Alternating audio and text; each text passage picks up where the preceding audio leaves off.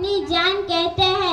हम अपनी जान के दुश्मन को अपनी जान कहते हैं। मोहब्बत की इस मिट्टी को हिंदुस्तान कहते हैं।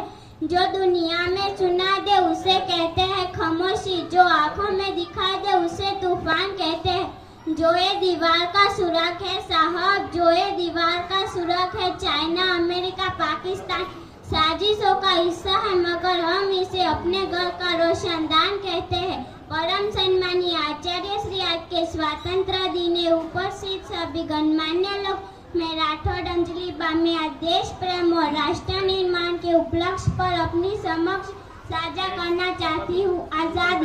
आज़ादी का असली मतलब वही समझ सकता है जिसने कभी गुलामी की हो।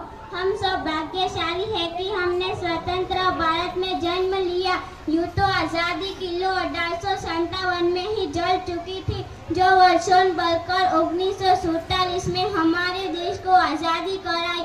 प्राचीन, मध्यकालीन और वर्तमान भारत के उदाहरणों से स्पष्ट करना चाहूंगी कि जब हम फिरंगियों के फेरे में फंस गए थे तो रंग दे बसंती जोला की एक आवाज पर टोले के टोले उभर आते थे और उनके वंदे मातरम के नारों से आने वाला खून अंग्रेजी शासकों की जड़ों में तूफान ला देता था। लोग मर जाते थे, मिट जाते थे, फांसी चढ़ जाते थे, वो भी अपनी देशभक्ति साबित कर रहे होते थे।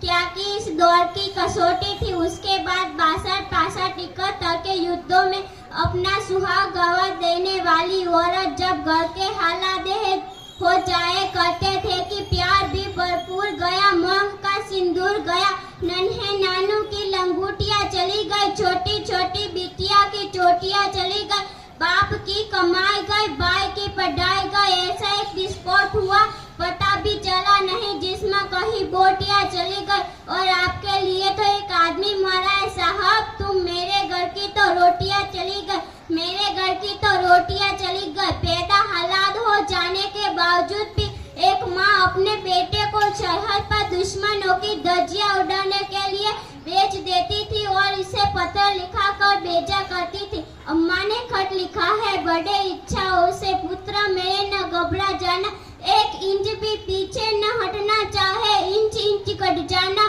चाहे इंच इंच कट जाना। इस तरह पूरा परिवार अपनी देशभक्ति साबित कर रहा होता था। तब देश बलिदान मांगता था, तब देश लड़ जाने को कहता था, तब देश मर जाने को, मिट जाने को, फांसी चढ़ जाने को कहता था।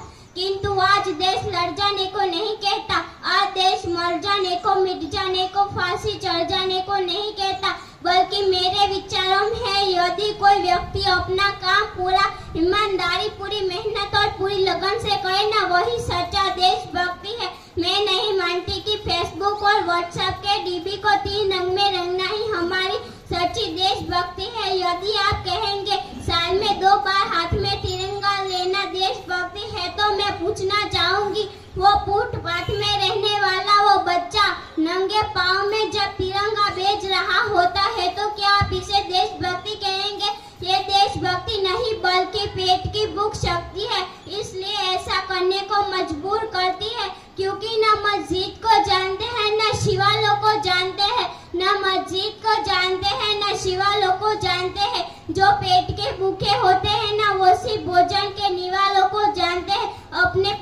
अपने परिवार, अपने समाज, अपने देश के लिए समर्पण का भार है हमारी सच्ची देश